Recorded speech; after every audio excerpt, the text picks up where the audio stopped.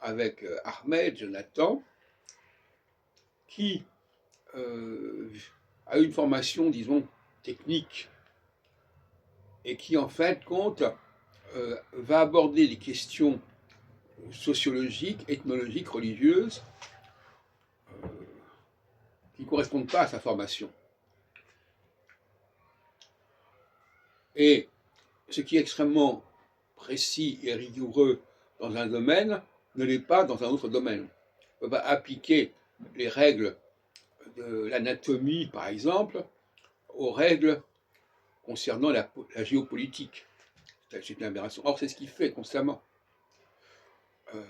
Il veut avoir la même certitude dans le domaine géopolitique que dans le domaine biologique, etc.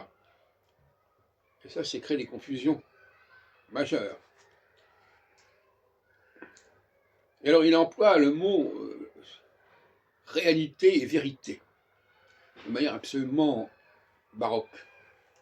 Il dit telle et telle chose ne vont pas ensemble, c'est une vérité, c'est une réalité. Alors, et ça, c'est un langage emprunté aux disciplines scientifiques, si on peut dire, et qu'il veut appliquer à des domaines qui relèvent des sciences sociales, des sciences molles. D'où la confusion dans son esprit, dans sa rhétorique.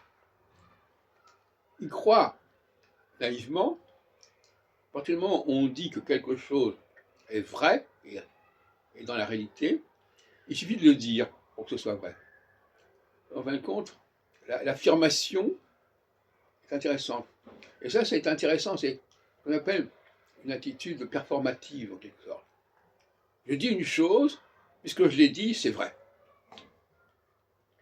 La véracité découle de mon propre discours, de ma propre affirmation. Et donc, ce garçon, qui est un habitué de nos réunions, il emploie le mot réalité à tout bout de champ pour valider son propos. Mon propos est valide puisqu'il est confirmé par la réalité. Et il ne dit pas comment, ni pourquoi cette réalité vient confirmer son propos, mais le simple fait de l'affirmer semble pour lui suffisant. Et ça, c'est intéressant sur le plan de la rhétorique. Est-ce que dans certaines cultures, le fait d'affirmer suffit à créer du vrai ?